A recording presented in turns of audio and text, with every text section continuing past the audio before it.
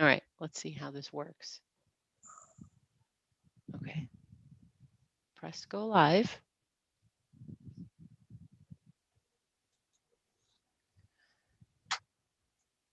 And let's see if we're live.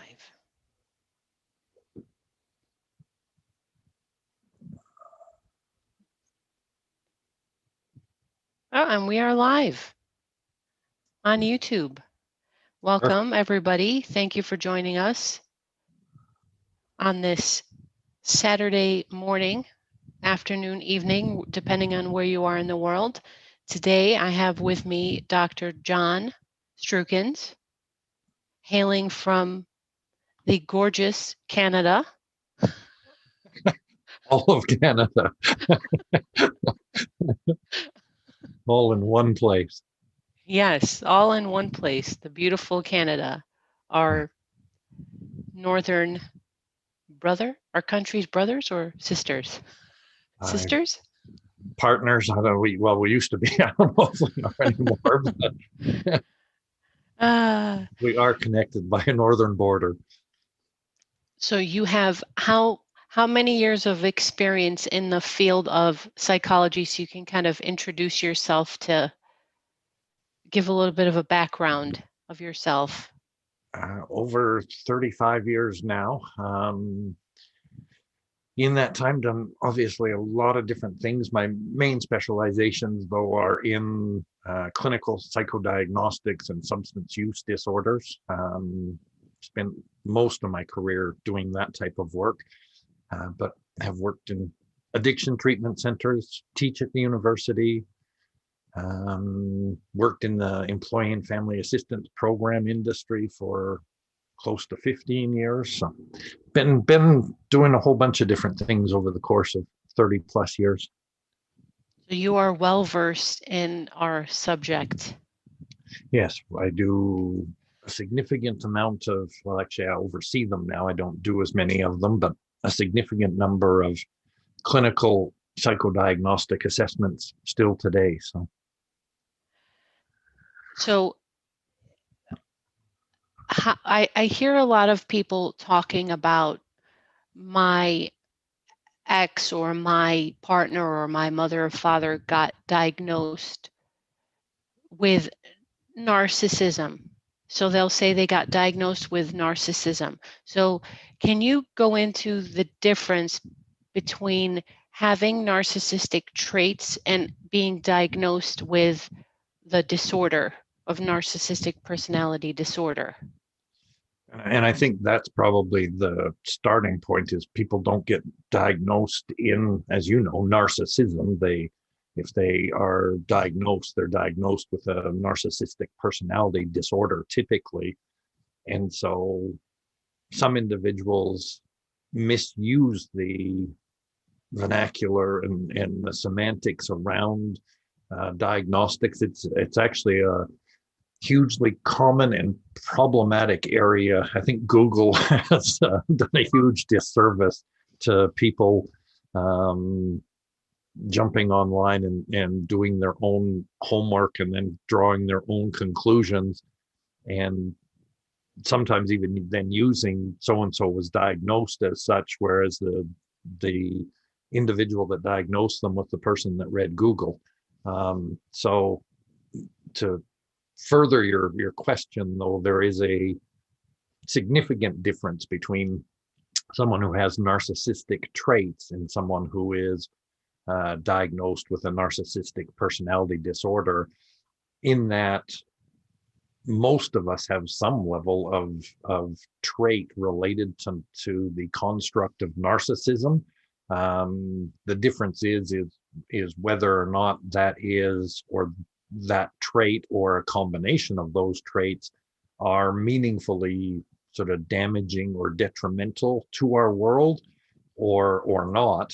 And by the point where someone would get diagnosed with narcissistic personality disorder, one of the key characteristics of that diagnosis is it is problematic at that point.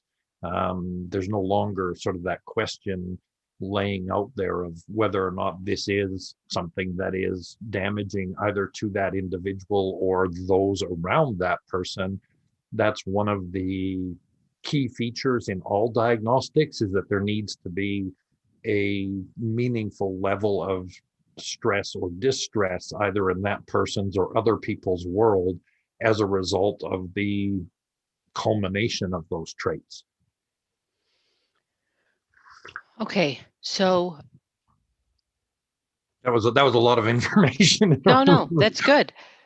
Good morning. Oh, Martha is here. Good morning. What, so in order for somebody, so say somebody goes to a therapist and they get, how would you, there is no diagnosis for narcissistic traits. No. So the therapist would, okay, so the therapist would then do what with that person, and who, and how does it get diagnosed? So how does, because people have a lot of questions of how it works.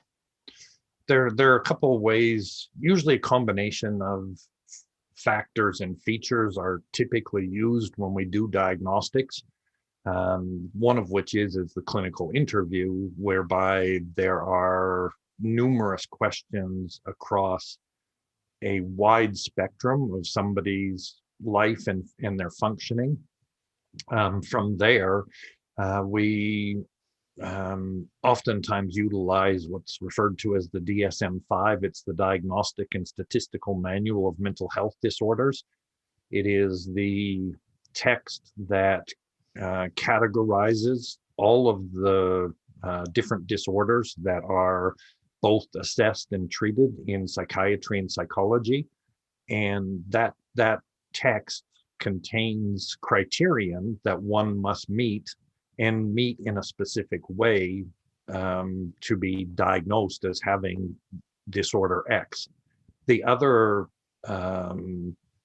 opportunity that we have is the use of psychometric instruments. There's a number of different clinical instruments that we can use that have scales related to narcissism and narcissistic personality disorder, and we can employ those. And usually when someone's doing clinical diagnostics, they rely on all three of those avenues before they would make a diagnosis. And then, so who can diagnose? Who can diagnose someone with having narcissistic personality disorder? Generally, it's reserved to psychiatry and psychology. There are, and I'm not sure in the US what it falls under. In Canada, we have health acts, and every province has their own health act, and that act decides and determines who is qualified for any number of health-related activities. So it doesn't just cover mental health, it's across the health spectrum. And here in Alberta, it is clear that the only individuals with diagnostic ability is the field of psychiatry, psychology, and then physicians do have some ability for certain diagnostics around mental health, in a broader sense, usually areas of depression, anxiety, things like that. And then when somebody does get diagnosed with it, what is there treatment? For narcissistic personality disorder? Yes. It would depend on the clinician you are speaking to from a treatment perspective. Many fall on the side that once somebody is diagnosed with narcissistic personality disorder, the likelihood that that individual would ever seek treatment with the goal of alteration would be minimal to exceedingly limited. There are people that do treat personality disorder. I fall on the side, after this many years in the field, that certain personality disorders aren't highly agreeable to treatment. And I would put narcissistic personality disorder into that categorization. Generally, as I said, most that meet that criterion aren't going to access ongoing psychotherapeutic intervention for self-improvement. If they do access a clinical intervention, usually it's part of a much larger manipulation within their life. And so I'm not highly interested in engaging that kind of process. And so why is that? So say somebody comes to you and they have anxiety or they have depression, and then you have somebody that has this personality disorder. Why are they so averse to changing? Well, with narcissistic personality disorder, part of the sort of cornerstone that sits within that is that they don't hold a belief that there is much, if anything, wrong with them. So from the start point, they have overinflated esteem, ego, etc. And so that those characteristics would sort of keep them from being in a place of admitting that there is an issue or a bigger problem. Have you ever had anybody that's come to you, got like for family counseling, and then they got diagnosed and then turned it on you and said that you're the problem, and that because I can see them doing that, saying that the therapist is the issue or the Um, psychologist? yeah, I've had that happen though for a number of different reasons. Usually, whoever in the I don't do family therapy, but it's been in couples work where um, we've assessed both partners in the relationship, and they've agreed to share that information with each other.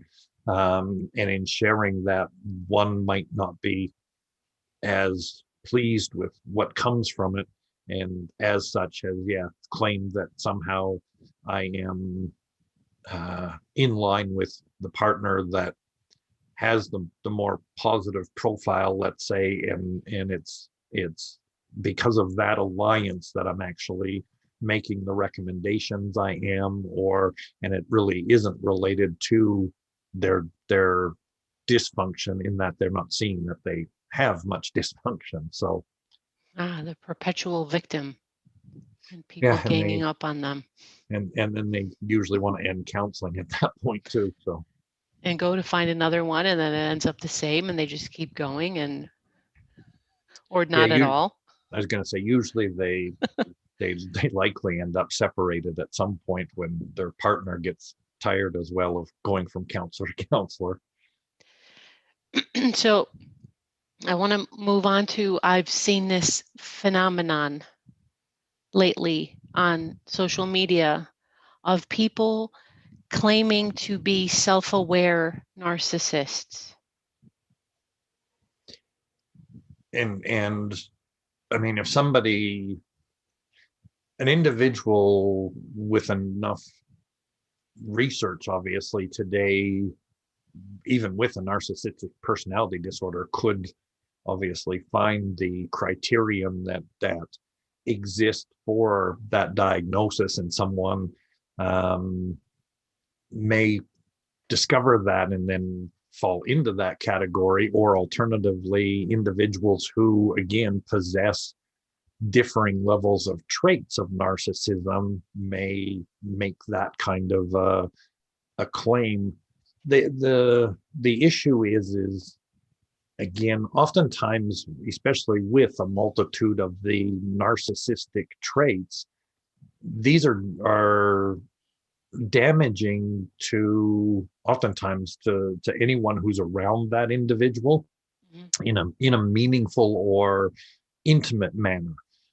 So close friendships, relationships, etc. Eventually, that doesn't usually bode well for the other person, albeit that there are some features of narcissism including, as an example, charismatic kinds of traits that in the initial meeting or front end of coming across that person, they may hold a level of appeal, and it's the tying into that appeal that sometimes people lose sight of the other red flags that they might have if there wasn't that level of charisma. And eventually, again, if they pursue that and end up engaged at a closer level, generally that's the point where they'll be harmed in this sort of venture as well. So staying on this, because it fascinates me. I'm not understanding it. In my mind, I can't understand, and I'm assuming that other people have these same type of, I can't understand the self-aware part. And again, it depends on how someone would be using that phrase, but I mean, someone could be self-aware that they are depressed, have a major depressive disorder. Someone Right. might be self-aware that they have social anxiety disorder. This would be, or could be, classed no different. Someone is aware that they are narcissistic or meet criterion for a narcissistic personality disorder. So self-awareness doesn't, it might be you're equating self-awareness with health, with individuals that are self-aware are healthy and like have that insight into their behavior. Self-aware is on a larger front is just an awareness of self-functioning, good, bad, or indifferent. Okay, so they've gone to the therapist and they've gone to the psychologist and they've gotten the diagnosis, and they're agreeing with that. So they're Okay. admitting that what percentage of people that are actually narcissists would align? Do you understand what it's hard for me to understand it. And Because there's a gain from it, to gain notoriety, to gain. that would be, again, individual specific, usually for the narcissistic personality disorder. Usually it's more tied to maybe outward permissibility. No different than, see, because I have this, that then allows for the behaviors that follow from it. In other words, it becomes potentially a place of excuse. I mean, that's a possibility for someone, that it could exist as a, because I'm X, I'm allowed to do Y. Now I have a reason. Yeah, I have a rationale that I can always sort of pull the card forward and say, this is why I do what I do, and that's who I am. So it's okay then, which it isn't, but they may use it as a permissibility feature. Nice, nice tactic there. I see that. nice, nice, nice employ with respect to someone who's generally very manipulative.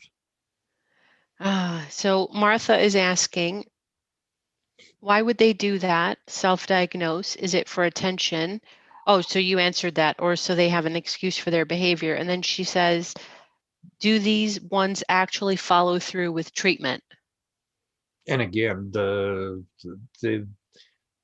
from what I've seen and from what I've heard from colleagues that work in the area more than I do, is that the individuals that follow through or enter treatment that meet full criterion for a narcissistic personality disorder do it as a means of another action. So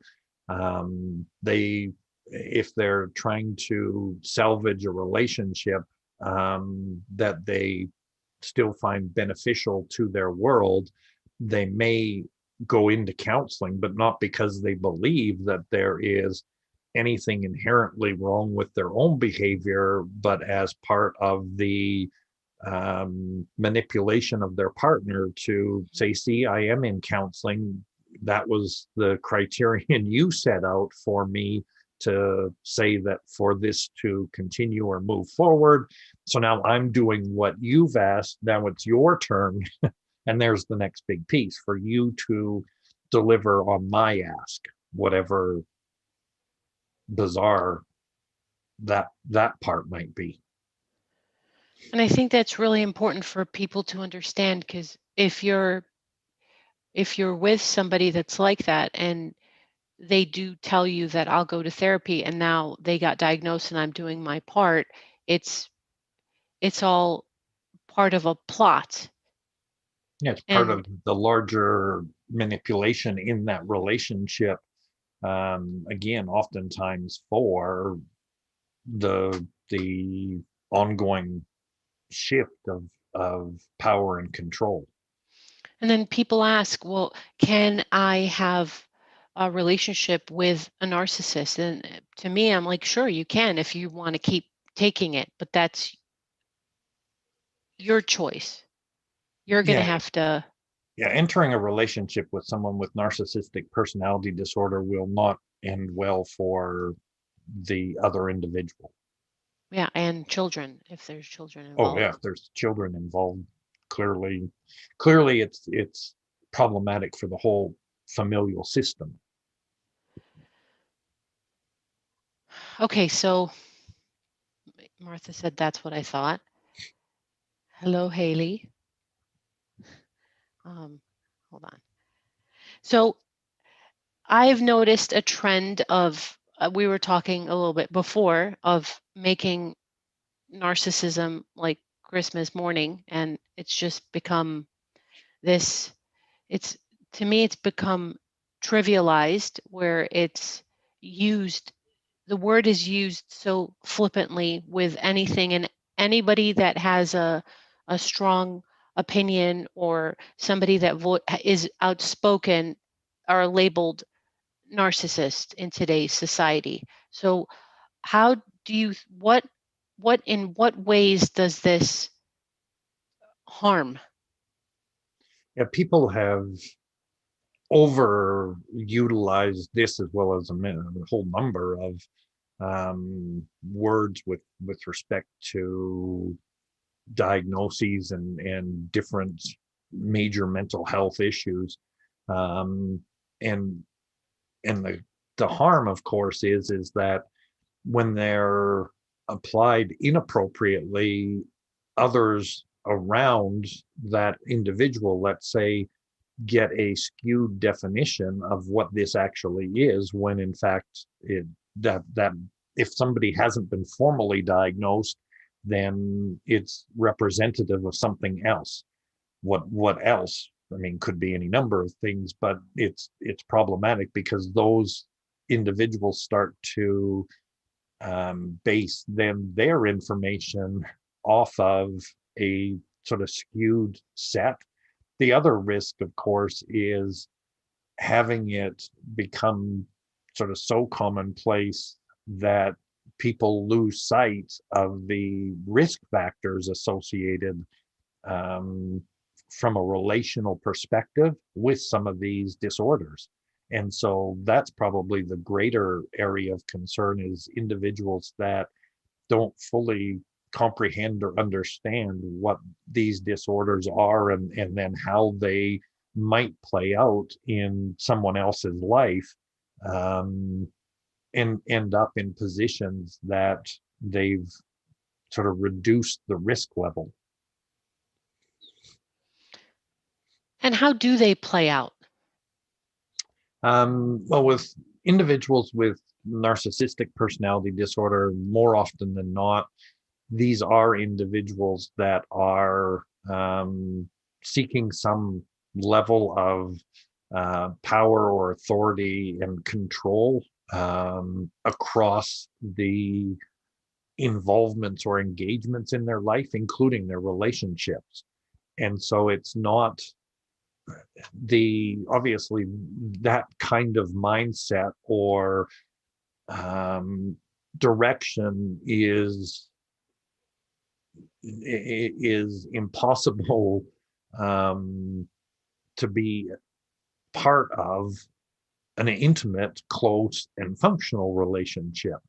And so when someone sort of reduces the potential harm of this personality disorder and or has seen it as this is no big deal, everyone has narcissistic or some level of narcissism to their makeup, which again is true that there is some level of behavioral play for almost all human beings. We aren't completely altruistic, and so there are some aspects of humankind that are narcissistic or self-focused. However, when it gets to a level, and if anyone trivializes the severity of someone with narcissistic personality disorder, again, imagine a relationship where the partner's almost primary objective in their interplay and their interaction is around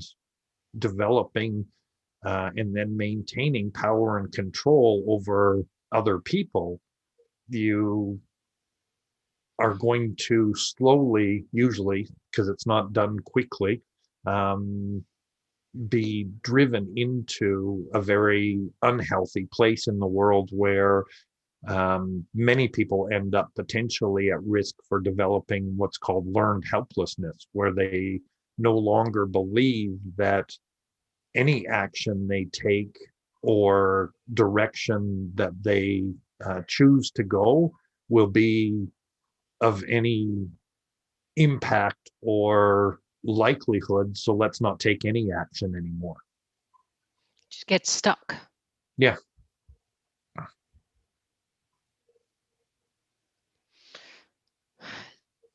I wanted to, let's see if anybody made any comments so we can answer their questions.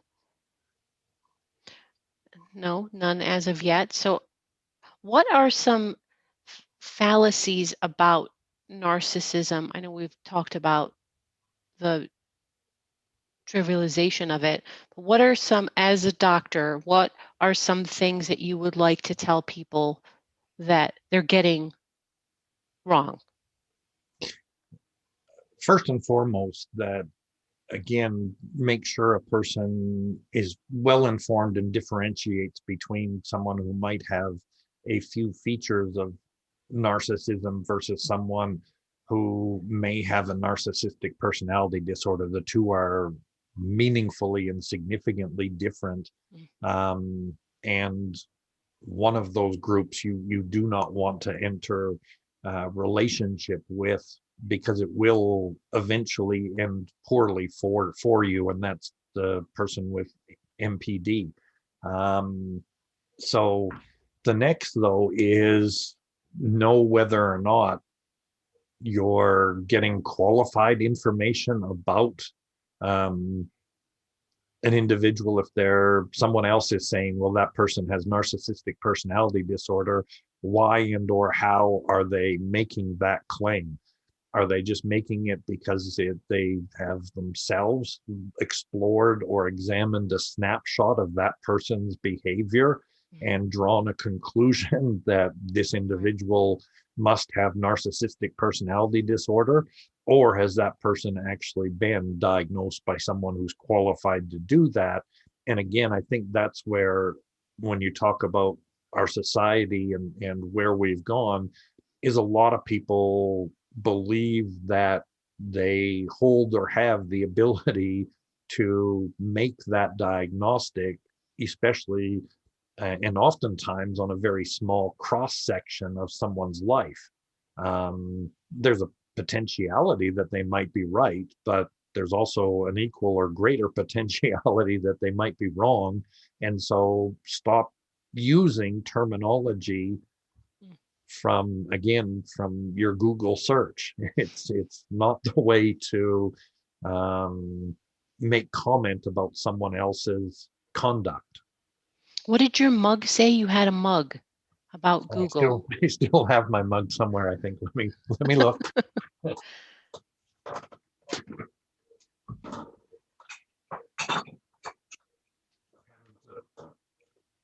Go all over the place for my mug.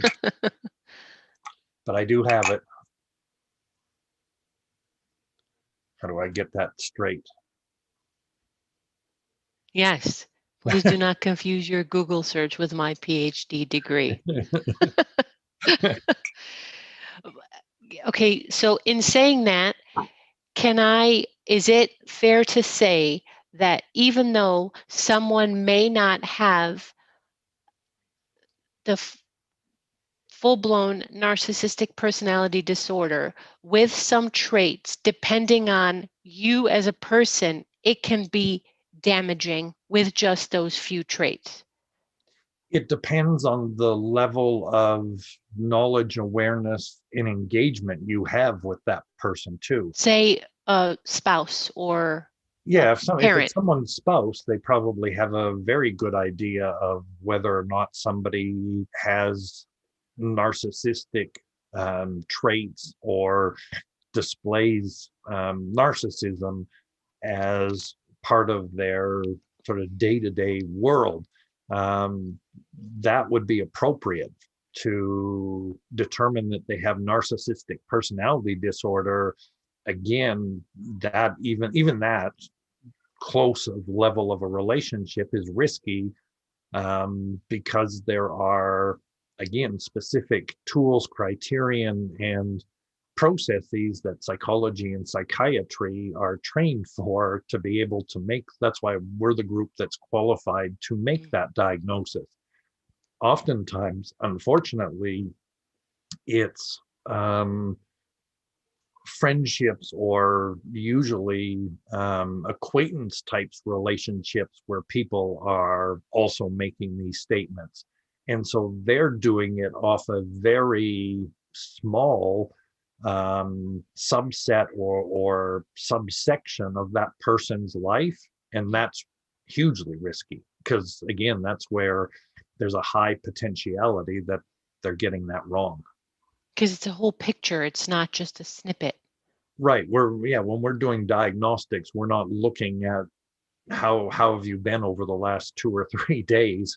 We're looking at very specific time frames for different disorders. And that's how we're, again, able to eventually get to a place of diagnosis. And it's in depth. Yes. It's Yeah. very Yeah. in depth. Yes. It's not just one appointment and then a half hour and you're just asking them a couple questions and then you're making a diagnosis. It takes time. It takes time, and it takes again, awareness of what to ask and how to ask it to be able to garner the information that's needed. What percentage of the population actually has this disorder? Let me look.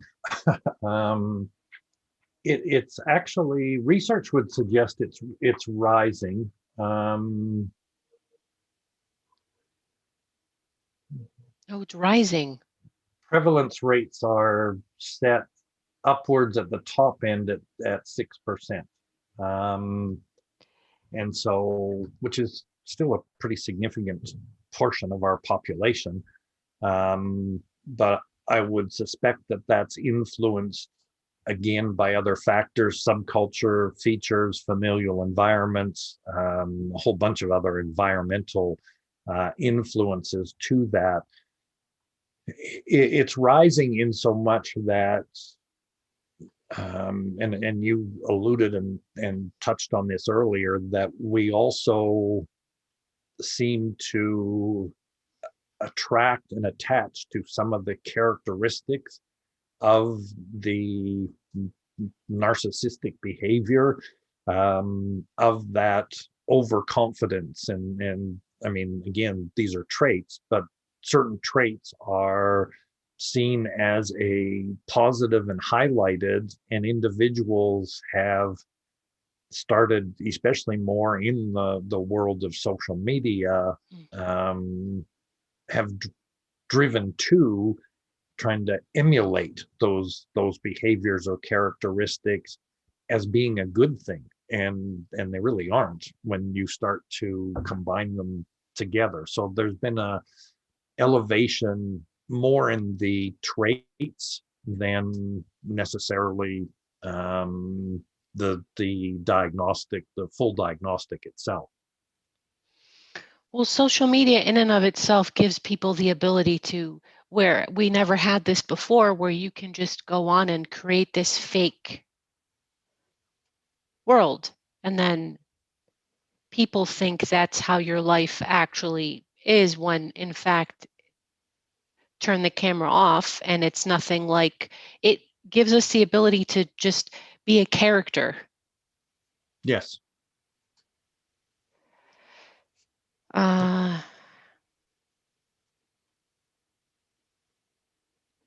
Some of the traits of NPD are not, this is from Martha, are not bad at all, bad in and of themselves. Is there a worse trait, or is it really the toxic combination of all traits? There are, when we're talking about traits, there are a multitude of behavioral traits that are detrimental or damaging that aren't attached at all to narcissistic personality disorder. And so, I mean, that's what we're discussing today. But yes, there are numerous traits that exist across the whole spectrum, of course, of human behavior that are meaningfully more detrimental than narcissism, as an example. So that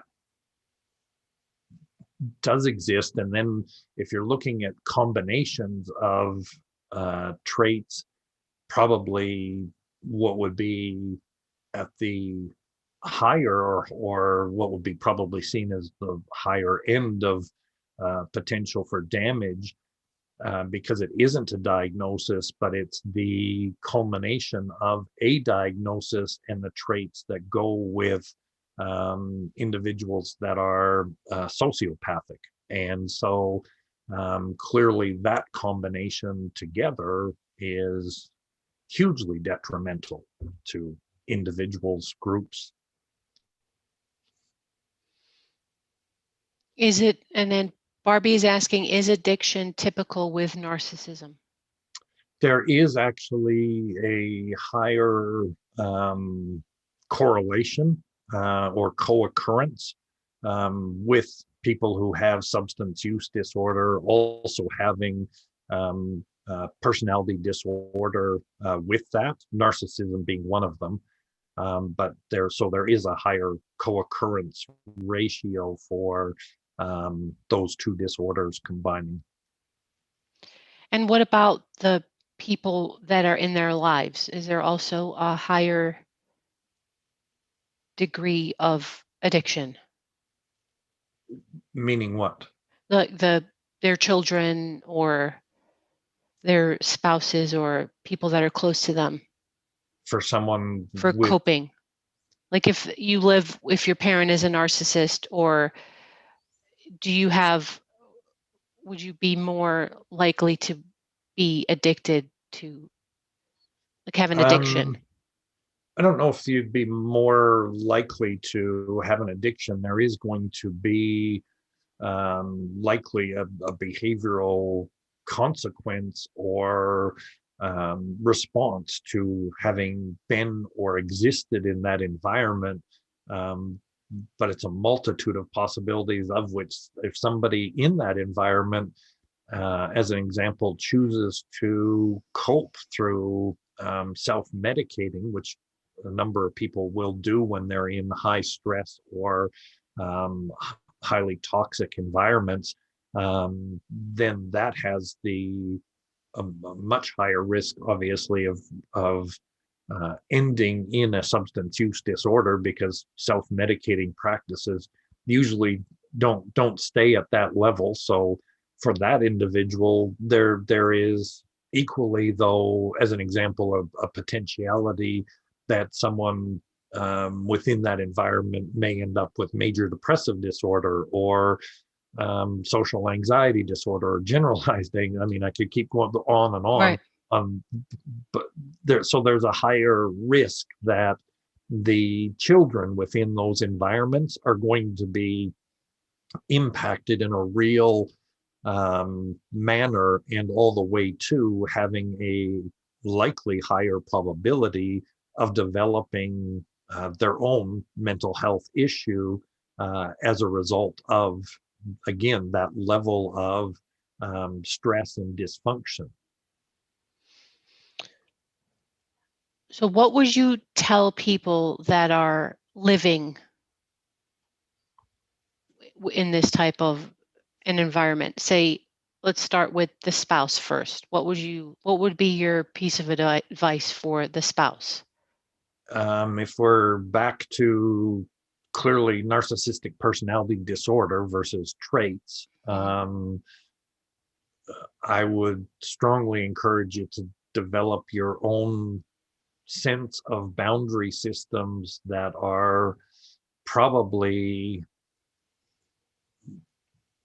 more guarded and detailed than what would be normative, as a way of, if you are going to remain in that relationship, you need to protect your own sort of psyche and behavioral functioning. And the way to do that would be to boundary yourself, but probably to the point that it's going to be detrimental to the intimacy level of that relationship too. But if you're going to remain there, again, the likelihood that this is going to get different or better is fairly limited. If it's somebody with, again, if we back up to the lesser narcissistic traits, depending on what those traits are, they may be agreeable to alteration through counseling. And so talk with your partner about either they or together going into a counseling environment to resolve those concerns that would be having an impact on the relationship itself. So you have two possible paths depending on whether it's somebody with some traits of narcissism that are damaging the relationship, through to someone with a narcissistic personality disorder. And then what would you tell? Okay, so another question from that question. So, are you more likely to get involved in an intimate relationship with somebody that has these types of traits if you've been raised in that same type of environment, or does that not have a correlation? No, that does run a risk. Our familial environment, especially in our critical developmental years of 0 to 6, and then we have a secondary set, which is 7 to 14, play a major role in setting out for us what we deem to be normative and normal within our worldview. It also impacts, obviously, who we are from a personality dynamic perspective, etc.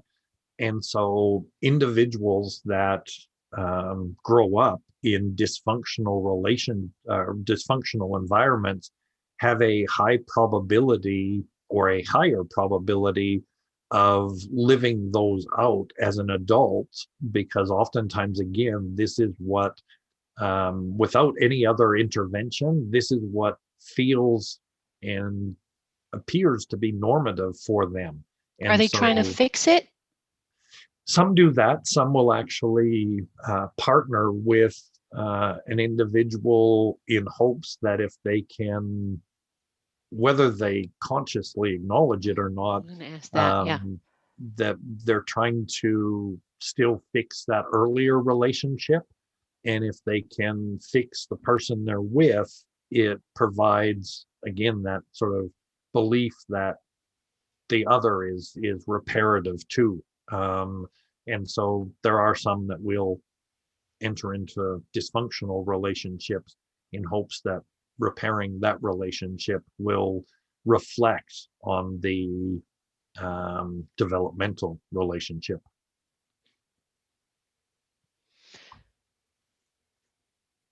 And then what would your advice be to adult, because this is not for children, obviously, but what would your advice be to adult children who have grown up? Because you kind of have this, not all, but you kind of have this worldview where you're not enough or you're not good enough. So what would be your advice to the adult children at being raised in this type of an environment now? It would be to probably go for counseling at a minimum, go and get an assessment done to see or determine degree and or level of impact that that sort of base familial environment had on who you are, and more importantly who you are today.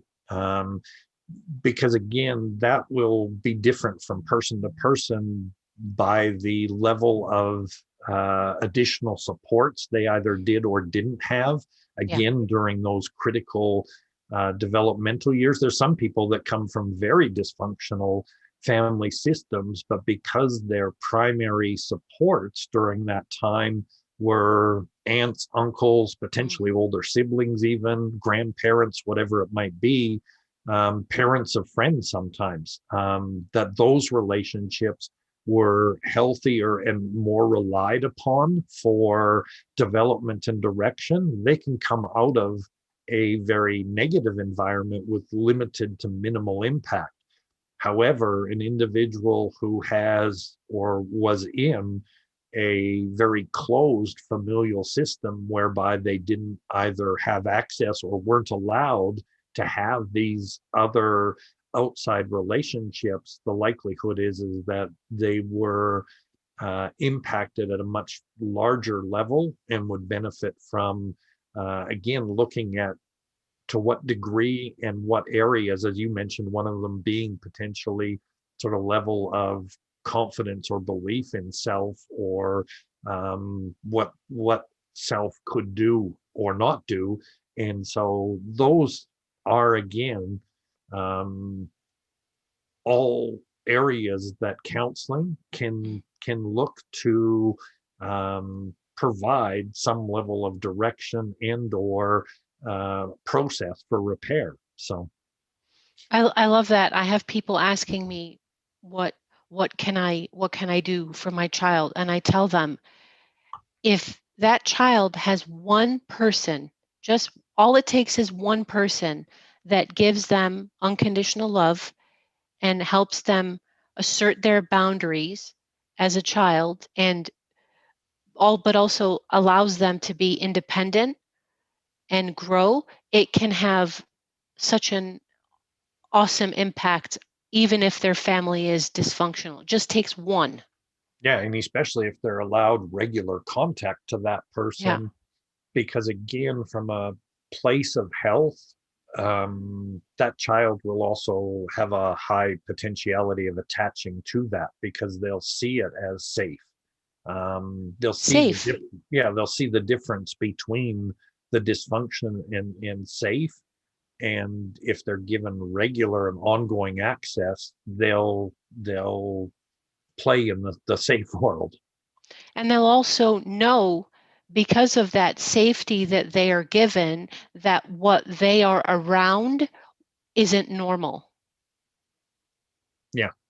And that's why, unfortunately, in most highly dysfunctional families, it becomes a very closed system. where the permissiveness to venture out to friends, other family is exceedingly limited and controlled.